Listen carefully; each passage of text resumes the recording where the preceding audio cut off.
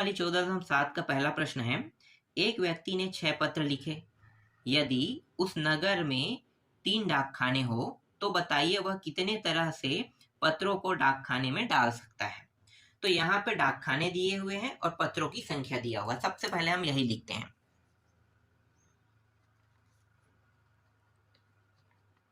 डाकखानों की संख्या कितने हैं? 3, और पत्रों की संख्या इस प्रश्न में दिया है 6 दिया हुआ है ना। पत्रों की संख्या 6 और डाकखानों की संख्या कितनी है? 3 है। तो ये जो 6 पत्र है इसको मैं 1 1 1 1 1 और 1 इस तरीके से लिख सकता हूं, या हम इसे क्रमांक भी दे सकते हैं। देखो 1 2 3 4 5 6 है ना। तो ये पहला क्रमांक, दूसरा, तीसरा पत्र, चौथा पत्र, पांचवा और ये छठवां पत्र। ठीक है, कुल पत्रों की संख्या कितनी है? 6 है। अब यहाँ पे मैं लिख लेता हूं पहला पत्र। पहला पत्र समझना है ना मैं क्या समझाना चाहता हूं। ठीक है, पहला पत्र। पहला पत्र जो है, ये पहला जो पत्र है ना, पहला पत्र, और इस डाकखाने में मुझे डालना है। डाकखानों की संख्या कितनी है? 3 है। इस डाकखाने में मुझे डालना है, तो मैं पहला पत्र को इस डाकखाने में कितने तरीके से डाल सकता हूं बताओ। भाई एक पत्र है, मैं किसी भी डाकखाने में जाके डाल सकता हूँ, है ना। किसी में भी, चाहे देखो 3 डाकखाने हैं तो किसी में भी मैं डाल सकता हूँ। तो डालने के तरीके कितने हुए? 3 हुए ना। तो 3 हो गया। दूसरा पत्र डालते हैं। दूसरा पत्र मैं डालूंगा। ठीक है, दूसरा पत्र। तो दूसरा पत्र डालने के तरीके कितने हुए? यहाँ भी मैं किसी भी डाकखाने में जाकर उस पत्र को डाल सकता हूँ। तो तरीके क्या हुए? 3 हुए। फिर तीसरा पत्र को भी मैं किसी में भी जाके डाल सकता हूँ, इसका मतलब इनके भी तरीके 3 हुए। फिर चौथा पत्र का भी तरीका 3 हुआ, है ना। पांचवा का भी 3 और छठवा का भी 3 हुआ।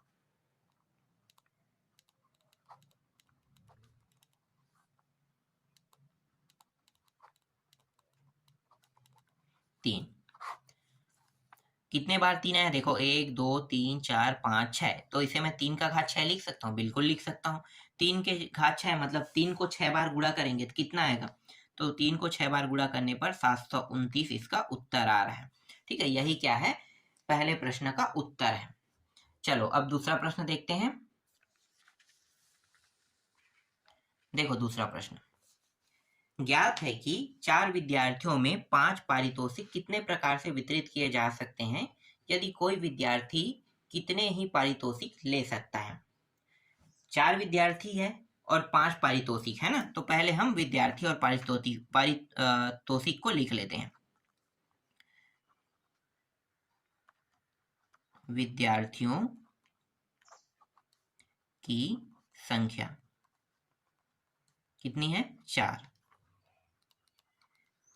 पारितोषिक की संख्या कितनी है? 5 है ना। तो ये 5 पारितोषिक है, इनको 4 विद्यार्थियों में बांटना है। कितने विद्यार्थियों में? 4 विद्यार्थियों में। तो पहला पारितोषिक अगर मैं बांटता हूं, पहला पारितोषिक, तो तरीके कितने होंगे? समझो यहाँ पे 1 1 1 1 और 1, 5 हिस्से कर लिए, है ना। ये पहला, दूसरा, तीसरा, चौथा, ये पांचवा। पहला को बांटने के तरीके कितने हुए? 4। समझ में आ गया होगा पहला प्रश्न से, है ना। दूसरा पारितोषिक बांटूंगा तो भी 4, तीसरा बांटूंगा तो भी 4, चौथा बांटूंगा तो भी 4, पांचवा बांटूंगा तो भी 5, तो भी 4, है ना। तो यहाँ पे मैं डॉट डॉट करके सीधा पांचवा लिख देता हूं। पांचवा पारितोषिक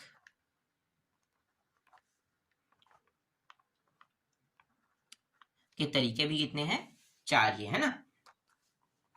तो देखो 1 2 3 4 5 है, तो मतलब ये 4 जो है कितने बार आ रहा है? 5 बार। तो 4 का घात 5 ऐसा मैं लिख सकता हूँ, बिल्कुल लिख सकता हूँ। 4 के घात 5 का मतलब कितना होगा? अगर हम 4 को 5 बार गुणा करेंगे तो ये हो जाएगा 1024 होगा। यही क्या है? इस प्रश्न का उत्तर है। समझ में आया? चलो अगला प्रश्न देखते हैं।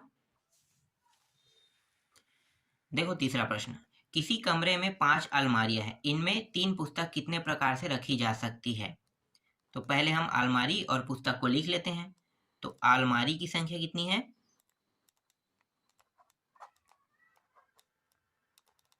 संख्या 5 और पुस्तक की संख्या 3 है ना। पुस्तक की संख्या कितनी है? 3। तो इस पुस्तक की संख्या को हम इस तरीके से एक एक करके लिख लें, पहला, दूसरा और तीसरा पुस्तक, है ना। पहला पुस्तक को अगर हम अलमारी में रखेंगे तो कितने तरीके होंगे? 5 तरीके, है ना। अलमारी की संख्या 5 है, मतलब इन पांचों अलमारी में से किसी भी अलमारी में मैं पहला पुस्तक रख सकता हूँ। दूसरा पुस्तक को भी मैं इसमें से किसी भी अलमारी में रख सकता हूँ, तो इनके लिए भी 5 तरीके हो गए। तीसरा पुस्तक के लिए भी 5 तरीके हो गए, है ना। तो 3 मतलब ये 5 अलमारी है और पुस्तक को रखने के तरीके कितने होंगे? हर एक पुस्तक को रखने के तरीके कितने हैं? 5 है ना। हर एक पुस्तक को रखने के तरीके 5। तो 5 को कितने बार रखेंगे? 5 का घात 3। मैं यहाँ पे थोड़ा सा डायरेक्ट कर देता हूँ ना। तो यहाँ पे थोड़ा सा डायरेक्ट करने पर मैं लिख देता हूँ, अतः पुस्तक रखने के तरीके कितने हुए भाई? 5 का घात 3, है ना। 5 का घात कितना हो गया? 3 हो गया। तो 5 के घात 3, इसका मतलब कितना होगा? 5 को 3 बार गुणा करो तो 125। ठीक है, 125 क्या है? इस प्रश्न का उत्तर है। समझ में आया, है ना। बहुत आसान आसान प्रश्न है, जितना भी मैं आपको बताते जा रहा हूं ये सभी प्रश्न बहुत इजी है। देखो अब चौथा प्रश्न है। चौथा प्रश्न को आप लोगों को खुद बनाना है, मैं पांचवा प्रश्न को बताऊंगा, क्योंकि चौथा प्रश्न जैसे मैंने पहला बनाया, दूसरा और तीसरा बनाया, सेम टू सेम बनेगा। तो 6 मित्रों को बुलाने के लिए 3 नौकरों को कितने प्रकार से भेजा जा सकता है, कह रहे हैं ना। तो ये प्रश्न आप लोग बना के देखना। पांचवा देखते हैं हम। सौरभ के 6 मित्र हैं, उनमें से एक या अधिक को वह रात्रि भोज पर कितने प्रकार से निमंत्रित कर सकता है? देखो, किसी को भोज पे बुलाने की कितनी स्थिति हो सकती है? 2 स्थिति। एक तो उसे बुलाया जाए और दूसरा क्या है? ना बुलाया जाए। तो बुलाया जाए और ना बुलाया जाए, तो एक और एक क्या हो गया? मतलब दोनों को अगर हम करते हैं तो 2 स्थितियां हो गई, एक बुलाने की स्थिति और एक ना बुलाने की स्थिति, है ना। तो एक बुलाने की स्थिति हो गई और एक ना बुलाने की स्थिति हो गई। पहले हम लिख लेते हैं सौरभ के कितने मित्र हैं? 6। तो हम यहाँ पे पहले लिख लेते हैं सौरभ के मित्र की संख्या कितनी है? 6, है ना। सौरभ के मित्र की संख्या 6 है और स्थितियां कितना है? 2। कौन कौन सा भाई? एक है बुलाने की स्थिति, बुलाने, है ना। और दूसरा क्या है? प्लस कर देता हूं, बुलाने की स्थिति और ना बुलाने की स्थिति, बुलाने की स्थिति। ठीक है, 2 स्थिति हो गई, एक बुलाने की स्थिति और एक ना बुलाने की स्थिति। अब इस 6 मित्र को, ठीक है, हर एक को हम एक एक हिस्से में बांट लेते हैं, क्योंकि हम इन 6 मित्रों को क्या करेंगे? बुलाएंगे, है ना। तो एक एक हिस्सा, मतलब पहला, दूसरा मित्र, तीसरा, चौथा, पांचवा और ये छठवां मित्र। कितने मित्र है? 6 मित्र है। और 6 मित्रों को जब हम बुलाएंगे तो हर एक मित्र को बुलाने की कितनी स्थिति हो गई? 2 हो गई, है ना। हर एक मित्र को बुलाने की कितनी स्थिति हुई? 2 स्थिति। देखो, हम यहाँ पे लिखेंगे पहला मित्र, ये भी सेम टू सेम बनेगा जैसे हमने बाकियों को बनाया है, पर इस प्रश्न में थोड़ा सा मतलब कंफ्यूजन है था ना सॉल्व करने में। अब आसान हो गया होगा, आपको समझ में आ गया होगा। ठीक, तो पहला मित्र को बुलाने के कितने तरीके हुए? देखो, पहला मित्र को बुलाने के तरीके कितने हुए? स्थितियां 2 है, मतलब 2 ही तरीके, है ना। दूसरा को भी बुलाएंगे तो कितना होगा? दूसरा मित्र, इसके लिए भी 2 होगा, है ना। तीसरा के लिए भी 2 होगा, ध्यान देना। चौथा के लिए भी 2 होगा। हम किसी भी मित्र को बुला सकते हैं, है ना। तो हम किसी भी मित्र को बुला सकते हैं, और ना बुलाने की स्थिति दोनों भी इसमें शामिल ना, बुलाने की स्थिति भी शामिल है और ना बुलाने की स्थिति। यहाँ पे मैं लिख देता हूं ऊपर में, तब आपको समझ में आएगा। बुलाने की स्थिति और ना बुलाने की स्थिति, क्योंकि दोनों स्थितियां मिलकर ही बने हैं ना। तो बुलाने की स्थिति और ना बुलाने की स्थिति दोनों इसमें शामिल है। तो पहला मित्र को बुलाने और ना बुलाने की स्थिति कितनी है?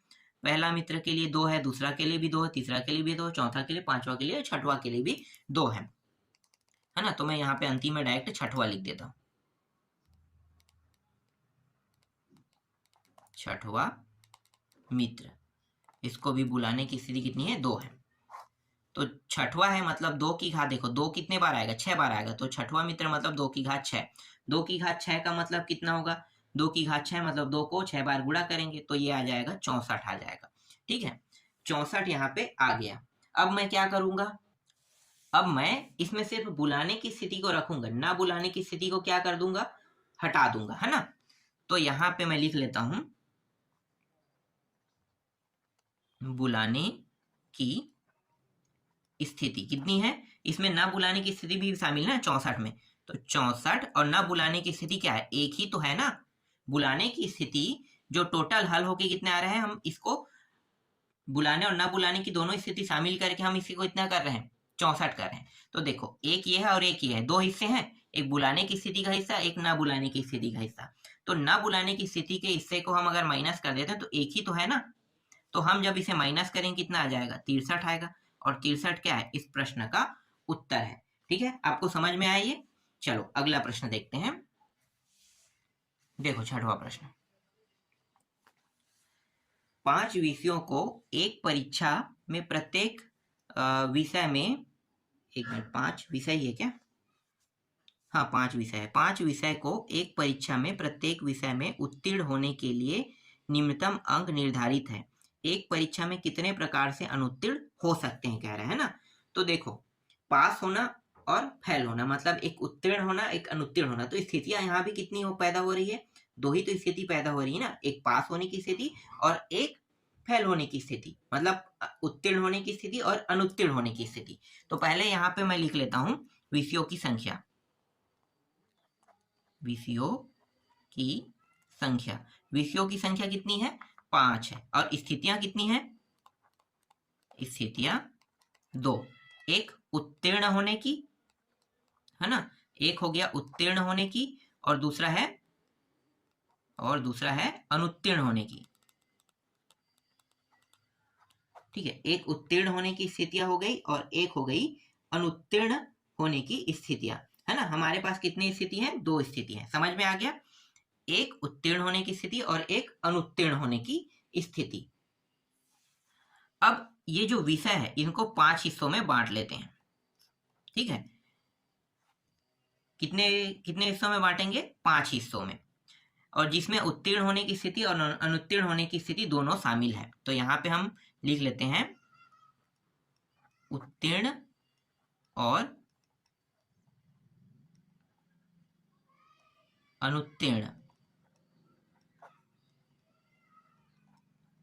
होने की स्थिति। ठीक है, दोनों स्थिति शामिल है। तो देखो स्थितियां 2 है, तो पहला जो विषय है इसको पास होने और फेल होने की स्थितियां कितनी होगी, 2 होगी, है ना। दूसरे के लिए भी 2 होगा, तीसरे के लिए भी 2, चौथे के लिए 2 भी और पांचवे के लिए भी 2। इसका मतलब क्या है, 2 का घात कितना होगा, 5। तो मैं यहाँ पे मैं 2 के घात 5 डायरेक्ट लिख देता हूँ। 2 का घात 5 मतलब 32, 35 लिख रहा था, 32, है ना। 2 का घात 5 मतलब कितना होगा, 32। अब इस प्रश्न में क्या कह रहे हैं, कितने प्रकार से अनुत्तीर्ण हो सकता है ना, अनुत्तीर्ण हो सकता है। तो क्या करेंगे भाई, अनुत्तीर्ण करना है ना, कितने प्रकार से लिखो यहाँ पे,